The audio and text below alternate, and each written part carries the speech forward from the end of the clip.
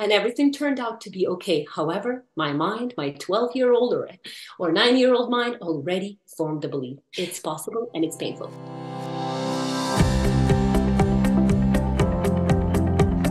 Welcome to From Betrayal to Breakthrough. I'm Dr. Debbie Silber, and today's guest is Kate Semeniuk, RTT hypnotherapist and Mindbody coach. Kate specializes in anxiety, fears, phobias, and panic attacks. What's fear got to do with it? Fear is at the root of so many issues, especially betrayal. Today, I'm having a conversation with Kate Semeniuk, and we're talking all about fear, where it starts, what it does, and more importantly, what we can do to prevent fear from taking over our minds and our lives. Here we go.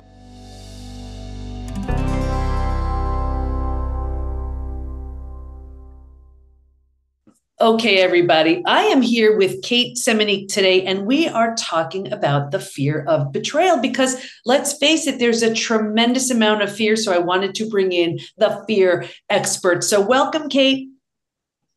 Hi, thank you so much for inviting me. Happy to be here. Of course. So before we get started, when we speak about fear, we're going to dive in so much deeper to that topic. Do you have a story or something you can share around why fear would be something you'd study and around the topic of betrayal? Yes. I started to work with fears because it got very personal to my story. So I had lots of fears, reasonable and unreasonable, right? We have reasonable fears that will be in our life all the time to protect us. But I've noticed that I had so many fears that were these harmful habits that triggered me to behave, react, to make the strategies that completely, almost destroyed my life, and my family as well. So I feel like this is something when people say about fear of betrayal, for example, it is a symptom, right? I always go deeper into the more underlying fear that is there. So let's talk about it, because when we talk about just, going deeper, I am all about getting to the root of everything, because that's where it originates. I'll never forget, it was T. Harbecker said, if you want to change the fruit, change the root. And that it's really true. I remember this analogy he gave. He's like, let's say you want apples and you have a lemon tree. And here, it's the spring and all of the lemons show up on the tree and you want apples. So you take off the lemons and you tape on apples. And you think you have an apple tree. Well, then sure enough, the next year, you have lemons again. And of course, that's all you're going to have, because at the root, it's a lemon tree. So if you want to change it, change the root. So let's talk about the root of fear. What is the root of it? So first, I had a huge fear of betrayal. It showed up in jealousy, greed, insecurities, lack of confidence. And I couldn't connect it. I knew I had this fear. I didn't know what to do about it. And before you go on, did you already experience a betrayal? Was it something you had seen in your family? Why would you have this fear? Where did it come from? Yes, this is a very interesting fact. I didn't have a betrayal in my life, but I've heard a lot about it. Our mind doesn't understand if you hear that or if you experience that. Sometimes when we hear something in a very emotional state, our mind believes like it's happened to us. So we start to form the belief, and then, everything happens according to that belief. So I've heard and I've seen in my family line betrayals, but I've never experienced that myself. I've met my husband very early. And when I started to feel a very intense jealousy, so I started to manipulate. Right? I became that toxic person that people talk about, and people start to kind of protect themselves from these people. So it wouldn't show up at work that much as it would show up in personal life. For some people, it shows up more in professional life, right? When they hold on to the team, or, they don't set the boundaries because they're afraid to lose someone. But for me, it was at home in the personal life. So it prompted me to manipulate. Right? So give us an example so the audience understands. When you say you didn't personally experience betrayal, you had seen it, you had heard about it, and with that you became very jealous, very controlling, and you began to manipulate. Give us an example. For example, my husband would work late hours. I knew he would logically, I knew everything. I knew he would work late hours until 9 p.m. And I still created the images in my mind. Mm-hmm. Because when the mind has the fear, everything will become a trigger. Everything. The situation, the comment, the message, the email, right? Everything becomes a trigger. So for me, for example, when my husband was late, right, I already had that image in my mind, like he betrays me. When I would go to work, I would have a partner who would work in the same office. I would suspect, without any hints or signs, I would suspect that what if? Mm-hmm. And just this phrase, what if, creates images in our mind. Our subconscious mind loves images. So I would have images of betrayal. What if they betray me? So you had right. So you have these images, and you're afraid, and you're anxious, and all of these things. And then what did you do? So talk to us about the manipulation part. So here you have this fear, and really it's just in your mind. Nothing. You had no reason to have that fear, but you had the fear, and then you manipulated. What did you do? What kind of manipulation did you do? Yes, because my husband truly loved me, I could manipulate him because I would play a victim. For example, you don't pay enough attention to me. You don't love me the way you did 2 years ago. Mm-hmm. Everything changed. So generalizing, right? Everything changed. Do you see? Do you notice this? Do you notice this? And of course, for my partner, he tried to reason with that. He tried to find like, everything is okay, Kate. Everything is working out. We have life, All of these things were absolutely logically understandable. But for me, I went more and more and more. So I would first victimize, then complain about my life, right? So my ego would wake up all of these toxic strategies. Mm-hmm. Complaining, victimizing, gossiping, jealousy, right? So distrust, putting the responsibility on him for our relationship very often, because I didn't learn how to take the responsibility for my life. Okay. And then tell us what you did as far as work when you were suspecting something with a coworker or something like that. What did you do in those cases? I would not communicate clearly, mm-hmm. right? I would hide the information, for example, or I would hide some parts of my work. I would be very cautious. That would put a lot of stress. The body would put a lot of tension into being cautious. So thinking about what you need to say, what you should say, what you shouldn't say. And that, of course, impacted my public speaking, my communication skill, because I always had to overthink what I need to say in order not to reveal too much. So there was this general not trusting the process, not trusting the world. Yeah. So then, and it has such a negative effect on everyone around you, and then it's like this negative spiral. So at what point was there something that happened, or was there an instance where you realized, I'm just creating all of this in my mind? Because our listeners and viewers, they've, for the most part, experienced betrayal. So they have that real felt experience. And with that, it's natural, especially in the beginning, before they've moved through the 5 stages from betrayal to breakthrough, to revisit over and over and over and over again, and have those fears, have those doubts, have that everything. Was in your case, as far as work and as far as your husband, was there a moment where you said, what the heck am I doing? Nothing even happened. Let me do something differently? Or was it just an insight and awareness, an aha moment? What happened for you? Yes, it was an aha moment. So the first thing that I've noticed is I cannot be alone. So I cannot be alone. I need to be around people. So when the pandemic started, for example, being at home alone, I think I've heard it from my partner, from my husband, and he said, Kate, being alone doesn't mean lonely. Being alone is having time. Maybe you should learn how to be by yourself. And I can help you in that. I can give you that time. I can take the kids away. Just Just learn how to be by Mhm. yourself. And that's when it was a aha moment.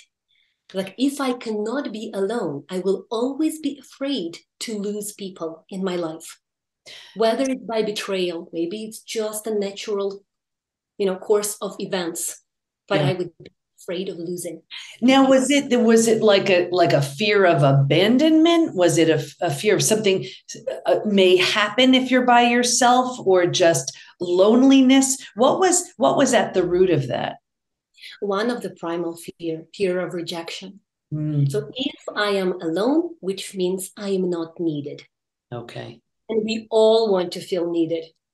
Yeah. More or less, we all want to be needed, either in the family, in business, in professional life. So for me, it meant if someone leaves me for any reason, it means that I'm rejected. And if I'm Right. rejected, I will not survive. So the subconscious fear when we're children, right? We always want to fit in. We will do anything, any strategy, and sometimes very unhealthy, but we don't know about that, to fit in because we know that we won't survive. But when we grow up, the subconscious mind doesn't know time, doesn't understand time. So the fear of rejection stays with us. And you can see where people pleasing can really show up right here, because and I see this so often where they go above and beyond. They exhaust themselves so completely, feeling if I give enough, then you'll love me and then I'll believe I'm lovable. Yes. And of course, it's an inside job. We have to do all of that from within, but you can really see where that shows up. Okay, so you realized you had this fear of rejection. What did you do with that? Yeah, I started to look for different methods. Started with counseling, therapy sessions, Mhm. amazing, talk therapy, self-development courses, books on how the mind works. Mhm. Because I knew that, and then started to hear one phrase that would go through every book or every podcast or every single piece of information that I would hold. It will say, if you cannot control your mind, it means that you don't control anything. And I Mhm. wanted to control people around me. I wanted to control my body. I wanted to control my kids. I wanted to control everything around me because I couldn't control what's in me. So that's, and when you hear that in almost in every single self-development book, on any podcast, in every online course, you realize, oh, maybe that makes sense. Absolutely. And the mind is so powerful, it can work for you or against you. Was there one book in particular that made a really big impact on you? Yes, yes. It was the founder of the school that I went to, Marisa Peer, right? I Am Enough. So Okay. Marisa Peer, I Am Enough, because it was a very easy read, very easy to understand without any soap around it. And it's just this talking to your soul. It was just talking to me. Everything that she wrote, it was like, oh, it's about me. Oh, and this is about me. And this is about me as well. So that's when I started to feel that there is something under the fear of betrayal. There's something underneath. Right. And for Something, those who aren't familiar with Marissa Peer, I believe she's one of the leading hypnotherapists in the UK, if not the world. I mean, who knows? But she does wonderful work. Okay. So that really hit you, realizing that you needed to get a hold of your mind and the beliefs that we have. It's so amazing how, isn't it true? And I say this to certainly our listeners, but I'm thinking of one of my kids in particular. I say, because she has a very strong mindset, and I let her know very often, what we feed grows. And when you're feeding the negative, it's like you're feeding the monster, and your mind doesn't know the difference. So if you have the most powerful mind that can believe something, why not feed it something better? And it's really true too. We do get brainwashed. We really are. We're brainwashed by all of the people that we feel they know better than us, and we see things and we hear things and we learn things. But I'm a big believer in let's brainwash ourselves and really convince ourselves of beliefs and thoughts and ideas that support us and help us grow. So you read this book, you learned all these things. You can't control anyone but yourself, right? That's a big insight right there. So what, because this is a hard thing. And for those, fellow control freaks, I'm one of them. What did you do to say, okay, you know what, this clearly isn't working. I have to change my mind. I have to change my mindset and create a set of beliefs and thoughts and actions and everything that serves. What'd you do? I took my first hypnotherapy session. I Okay. wanted to look back, because when I started to learn that the subconscious mind doesn't know time, which means that it's like it regresses you back. Like every time it's so fast. The thought goes so fast. I won't even notice that it regressed me to that 5-year-old or 12-year-old or 14-year-old girl, right? So I didn't know that. So I need to go back and look at those events, but with the mind of a 35-year-old woman. Mm-hmm. Because it's there, it's unprocessed, and it could be painful, absolutely emotional, yes, but I'm 35. I'm ready. I'm ready to look at that. So we go back in the hypnotherapy session, and this is interesting for the audience as well to know. When I go back to that moment when my dad is pacing the room like furious, very angry because mom is late from work.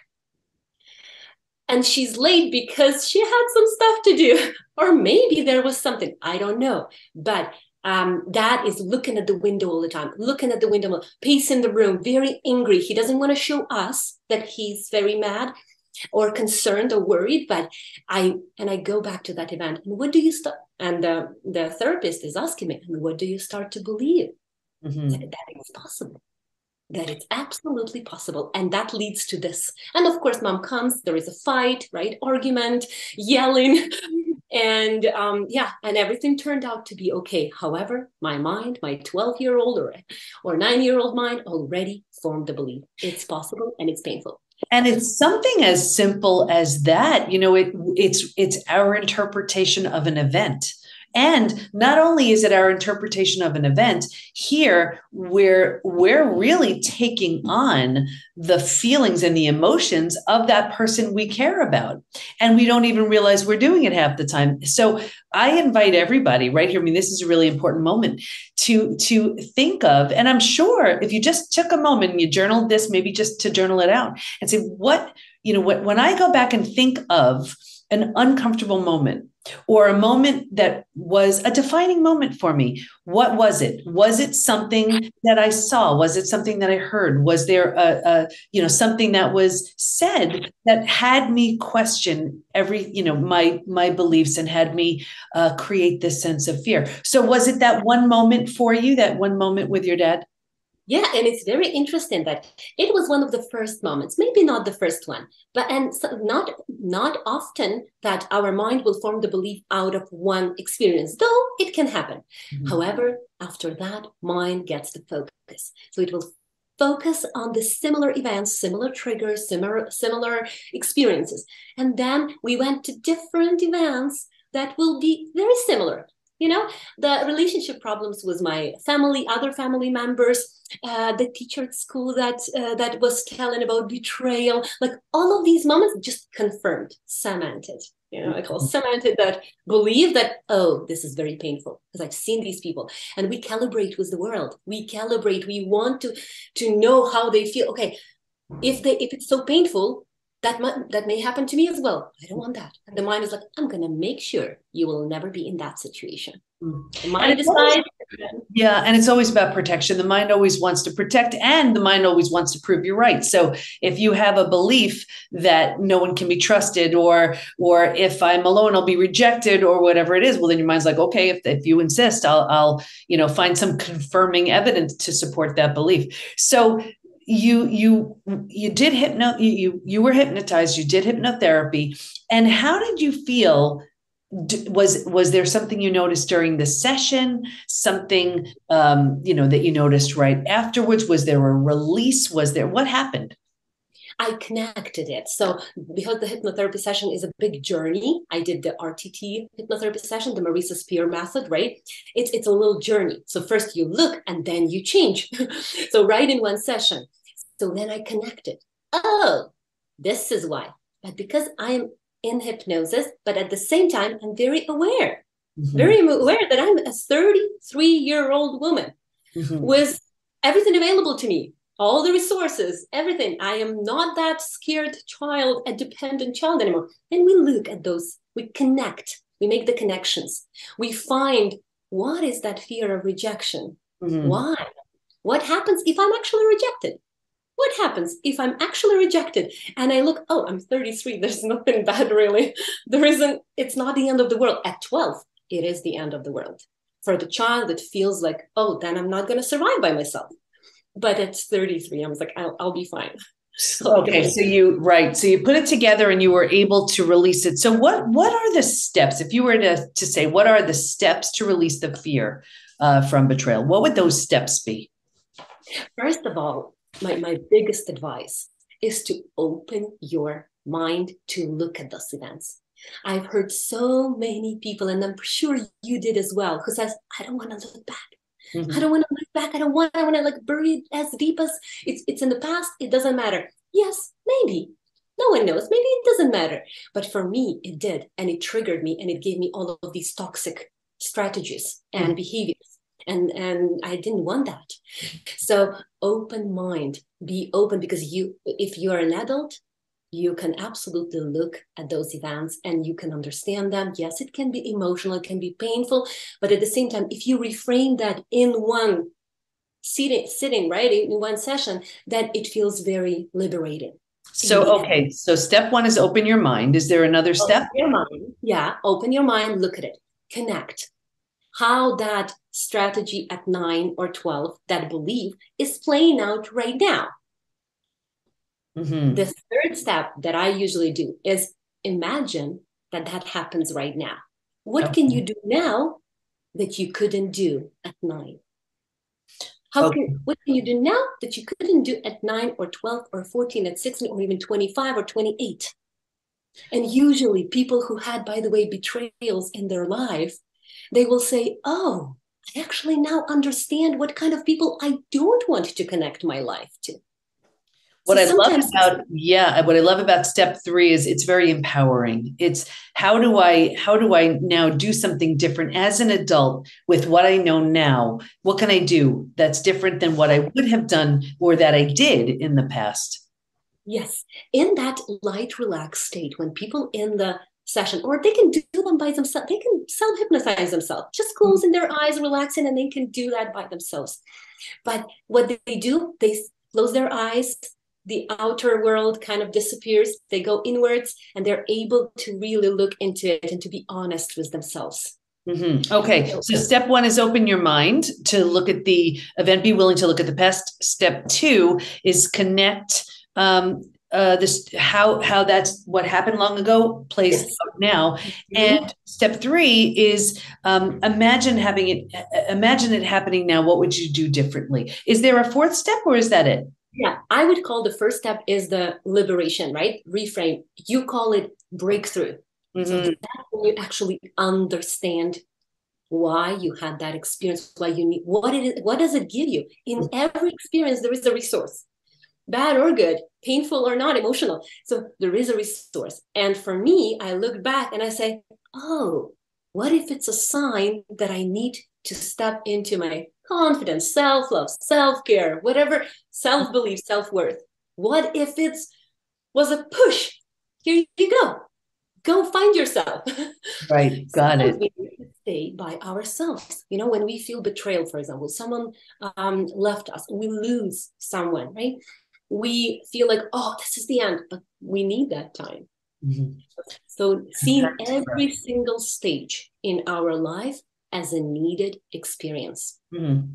Because we want to cross bad things. If it's something good that happens in our life, we're like, oh, yes, that's me. That's me. When something bad happens, we're like, oh, no, that's not me. That's someone else. Mm-hmm. But it's also us, right? So especially when we grow up and we have that ability to choose and to reflect and to analyze. Right. And it's looking at these things as opportunities for sure. What do you want to make sure everyone knows as we wrap up? Yeah.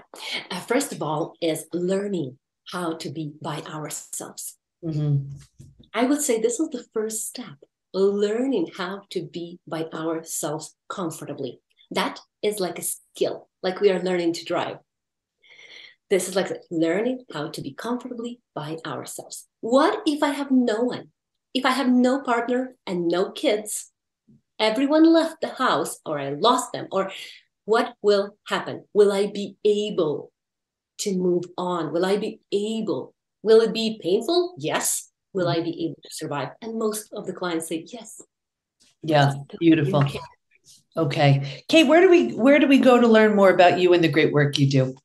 Yeah, I have a huge social presence, let's just say. I have more than 250 videos on YouTube, right? Where they can learn about any fear of failure, rejection, abandonment, loneliness, everything.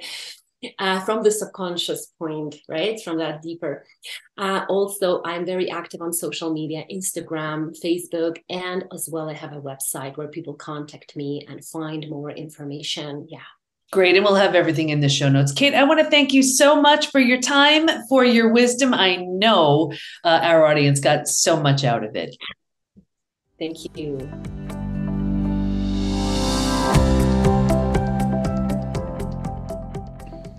Hypnotherapy can be a powerful tool to discover something so deeply buried that's preventing you from being the person you want to be. Stay in touch with Kate by visiting her at katesemeniuk.com, and we'll have all of her information in the show notes at thepbtinstitute.com/podcast. Here's my biggest takeaway. It's always important to get to the root, to see what's driving a particular behavior so that you can change it. And Kate gave us 3 ways to do that. 1, liberation, reframe. Open your mind and be willing to look at the past to see how you may have misinterpreted something, or how something happened and it created a painful memory for you that finds a way to show itself in your interactions now. 2, connect. See how a strategy from long ago is playing itself out now. 3, imagine that same scenario happening now. Would you do something differently? How would you interpret that same thing? What meaning would you make from the same experience? It's so empowering when we rewrite the story. Maybe it was something truly abusive or painful. That still doesn't mean it was your fault, you were wrong, bad, or any other meaning you may have given the situation. But it does mean from where you are right now, you can see that, and you can see that it had nothing to do with you. It wasn't even about you, and you don't need to carry the pain anymore. Of course, we're here to help, because this isn't something to do alone. Be sure you have support, and of course, our coaches and practitioners can help you too. We have coaches who help release stored trauma, the aftermath of abuse, help you change your beliefs so you can start thinking and acting differently, and so much more. It's all waiting for you. Just go to the PBT, as in post-betrayal transformation, thepbtinstitute.com, and let us help you ASAP. Thanks for listening. Can't wait to be with you next time, and here's to your breakthrough.